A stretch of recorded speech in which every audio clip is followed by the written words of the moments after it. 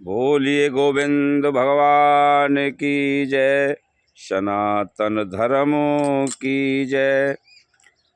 प्रिय आदरणीय सभी संत, महान पुरुष, ब्राह्मण, विद्वान जन, सभी भक्त जन, मेरी आदि शक्ति माता एवं बहनाएं, सभी बुजुर्ग एवं युवा साथियों, प्यार करने के योग्य बच्चे, हम आपके हृदय स्वरूप मंदिर में बैठे हुए उस परम पिता परमात्मा को कोटि कोटि नमन करते हैं, दंडवत करते हैं, प्रणाम करते हैं।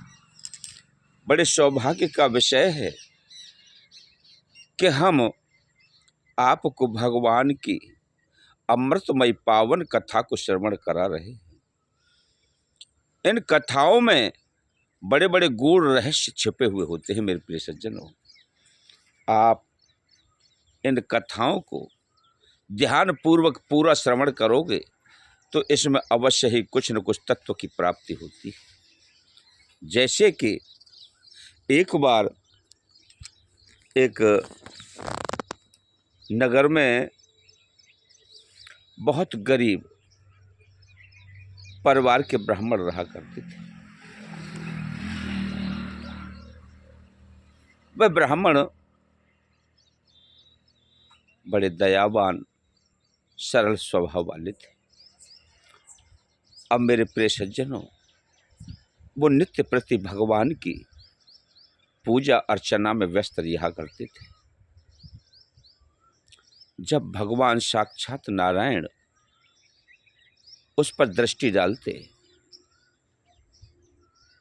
तो वह अपने पूजा पद्धति में ही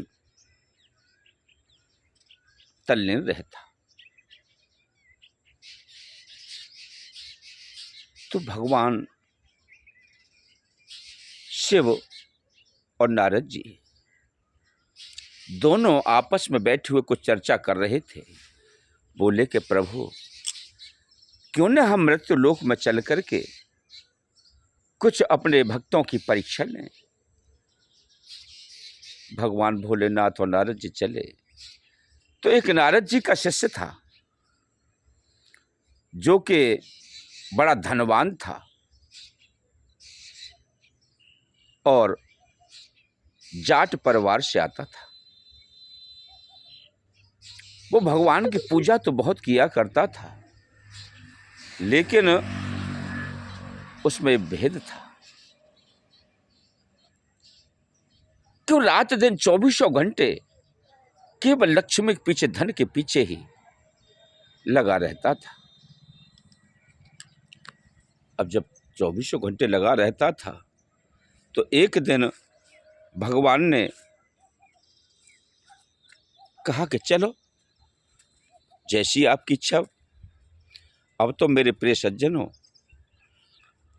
भगवान भोलेनाथ और नारद जी दोनों मृत्यु लोक में आए और भगवान भोलेनाथ की एक शिष्या थी जो कि बहुत वृद्ध थी, शरीर जर्जर अवस्था में था और वह एक गाय चराती थी। उसी से अपने उदर की पूर्ति किया करती थी और जो भी अतिथि आ जाए उसी से सेवा सत्कार किया करती थी। तो दोनों नारद जी और भोलेनाथ वहां पधारे तो मेरे प्रिय सज्जनों,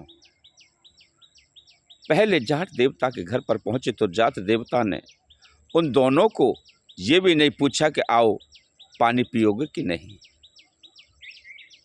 तो भोलेनाथ ने उन्हें वरदान दे दिया कि जाओ, खूब धनवान हो जाओ, परिपूर्ण रहो,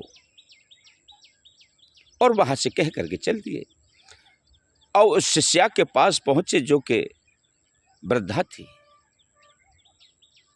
तो जैसे उस वृद्धा ने देखा कि भगवान भोलेनाथ और नारद जी पधारे हैं तो उन्होंने जाकर के आओगे ना, न ताओगे ना, दौड़ती हुई भागी गई जंगल की ओर और गाय को पकड़ करके लाई और उसको बांधा, कुछ चारा दिया और उससे कहा गौ माता दूध दो, अतिथि पधारे हैं द्वार पर। गौ माता खड़ी हो गई और उसने जो एक पाव दूध था वो निकाला और दोनों को बड़े प्रेम से गर्म करके और पिलाया। तो भोलेनाथ ने उससे कह दिया कि जा, तेरी जो गाय है ये भी मर जाए।